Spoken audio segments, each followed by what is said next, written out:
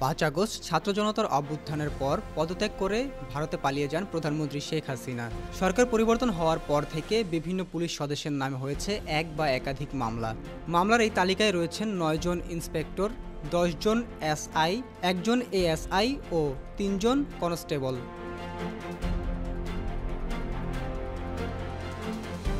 ২১ August Kotwali থানায় হওয়া একটি মামলায় আসামি করা হয়েছে ডিএমপির কোতোয়ালি থানার ইন্সপেক্টর নাজমুল হাসানকে। একই দিনে নিউ মার্কেট থানায় মামলা করা হয় ডিএসবির ইন্সপেক্টর রণজিৎ রায়ের নামে। ডিএমপির কোতোয়ালি থানার ইন্সপেক্টর মেহেদি হাসান ও বাবুবাজার পুলিশ ফাঁড়ির ইনচার্জ ফাহেয়াত উদ্দিন রক্তিমের নামে ২১ আগস্ট কোতোয়ালি থানায় মামলা করা হয়। একই দিনে যাত্রাবাড়ি থানায় মামলা করা হয় ডিএমপির যাত্রাবাড়ি থানার ইন্সপেক্টর মোহাম্মদ জাকির হোসেনের নামে। ২৪ ও ২৬ আগস্ট যাত্রাবাড়ি থানায় পৃথক দুটি মামলা করা হয় ডিএমপির লালবাগ থানার ইন্সপেক্টর মোহাম্মদ আতিকুল হকের নামে। সূত্রপুর থানার ইন্সপেক্টর মোহাম্মদ রবিউল ইসলামের নামে ২৪ আগস্ট যাত্রাবাড়ি থানায় একটি মামলা করা হয়।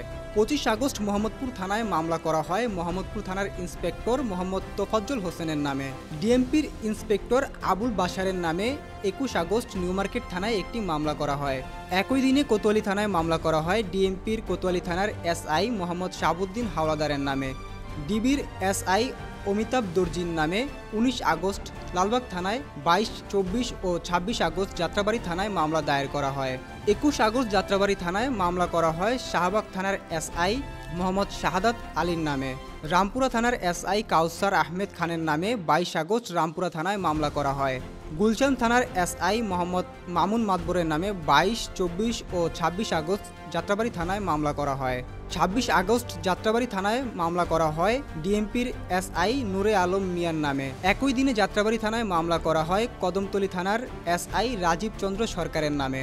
২৫ আগস্ট আদাবর থানায় মামলা করা হয় ডিএমপির আদাবর থানার এসআই মাসুম বিল্লাহ ও এসআই মোহাম্মদ রশিদের নামে।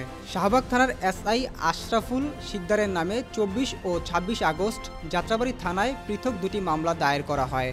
২৫ আগস্ট মোহাম্মদপুর থানায় মামলা করা হয় রায়েরবাজার পুলিশ ফাঁড়ির ইনচার্জ এএসআই মোহাম্মদ শাহরিয়ার আলমের নামে। এছাড়াও কোতোয়ালি থানার কনস্টেবল মোহাম্মদ মাহবুব আলম, কনস্টেবল মোহাম্মদ আব্দুর রশিদ ও কনস্টেবল রমজান মোল্লার নামে ২১ আগস্ট কোতোয়ালি থানায় মামলা করা হয়।